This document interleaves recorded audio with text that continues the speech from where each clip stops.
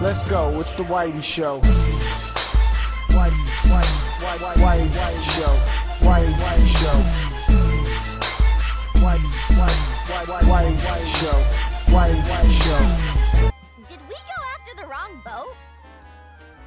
Triangle Strategy is a game that I was really excited for. As someone who is big into strategy RPG games, I don't see enough of them. I love to play them. I love when they come out, but also a lot of them aren't that great. And when they do come out, I do fear that they don't really put much effort into them because they're usually 2D or 3D art minimal to make the games or the experience. However, this is published by Nintendo, so it gave me a little bit more hope that we had a bigger budget, and the fact that we had more of a political intrigue story really made me excited. And that's what Triangle Strategy is about. It's about warring factions between different houses and the betrayal, and of course, basically giving you a very Game of Thrones-like setup, but with more of a Final Fantasy feel for the characters.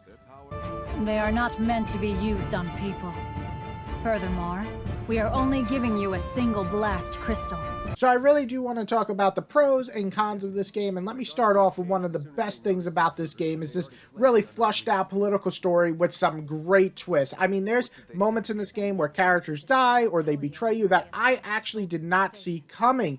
But another positive that adds on to that is that you actually make some really heavy choices in this game. There's moments in the game where you have to go to your people and basically make a decision, and you can talk to them and either sway them for a different opinion or agree with them to fortify that opinion to move on with the story. And making these choices can actually send you into a whole different storyline, loss of different characters, or meeting new characters based on the choices you make. So I really enjoyed that, and I don't know if I've actually seen that in many strategy RPG games. So that was really nice. I also got to talk about the combat system. So what I really enjoyed about this combat system was the battles offer a lot of different ways to tackle situations with some difficulty spikes throughout that felt earned. So you'll be in a battlefield and you can tackle them very, very different. You can set up a lot of archers to kind of take a lot of the brunt of the weaker warriors as they come forward, or in some cases you have to move forward and get to an exit point, meaning that you want to use different types of characters in different ways.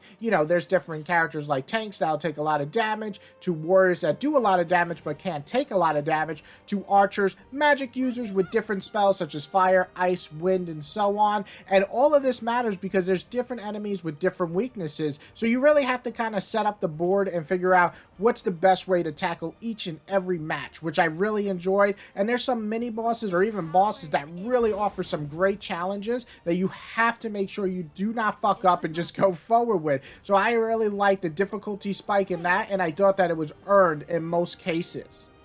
Also, what I really loved about the combat system, it's very easy to learn. It's not super complicated. I feel like games like Dissigia, where I do enjoy them, they try to overcomplicate the battle system. And here it's very easy. If you go behind an enemy, you do a lot more damage, critical strikes. If you have two enemies, or two characters in front of an enemy, one in front, one in back, you could do double damage. So there's stuff like that that's simple, makes sense, and works. On top of that, the combat system also is tough to master. So while it's easy to learn, if you really want to take full advantage of this combat system, and you really have to just learn how to use these characters in different ways to give the best possible outcome in every fight. And my last real big positive of this game, I really like the character designs. They're very, very reminiscent of something like Final Fantasy Tactics, which I believe the creator of this game was on that team, or at least something like that. But yeah, I enjoyed the character design a lot. And while the 2D kind of makes it hard to see how the characters look, you could see them when you upgrade them, that their clothes change and such. But it's really in the character menus when you get to take a look at these characters. The art design itself is just beautiful. So I really enjoyed that. Now, with pros, there's always cons, and there's three major factors in this game that kind of took it down a notch for me. First, let's talk about the combat system. While I really did enjoy a lot of it, it does feel a bit slow and redundant after 30 hours, even with the speed option. I felt like the speed option had one speed, which it did. I didn't feel that, but I felt like it was too fast at times when talking in dialogue and hitting it by accident, or too slow in combat system where sometimes the characters, or especially the enemies, don't do anything for like 2-3 seconds. And sure, that doesn't sound like a lot, but when you have like 18 enemies making a move and they don't do anything for 2-3 seconds and then do it, it really is quite annoying. So I felt like the speed up option wasn't really working, and the combat system around the 30-hour mark, I was starting to feel like it was reaching its peak. Like, there's not much more to discover beyond it. So I felt like maybe the story itself was maybe a little too long, in the sense that I was starting to get a little bit bored around chapter 16 and 17, and there are 21 chapters in this game.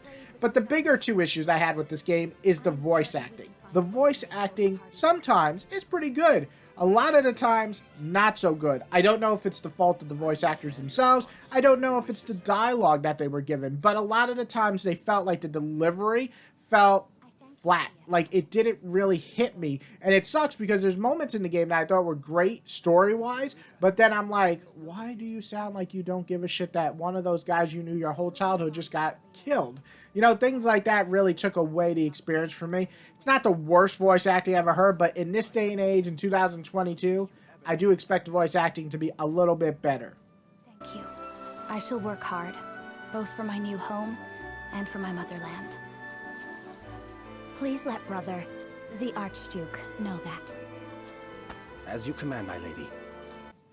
And one last thing I would have appreciated more is just a deeper customization would have been appreciated in terms of like new weapons and armor. There is customization when you're leveling up your characters, and you can choose different things like making one special attack more powerful than the other. Things like that. It's cool, and I do like that, but I felt like the armor system in here, or the weapon system, could have been better. We could have had different types of armor, different types of weapons, make them look different. You know, with 2D art, you can't really like expand too much, and I guess the weapons wouldn't look that different, but just different effects and stuff would have really been good. Really, all you do is level up your weapons by just putting a new weapon on, by upgrading. There's only 3 levels to that weapon, so I thought that was kind of just like, not that great.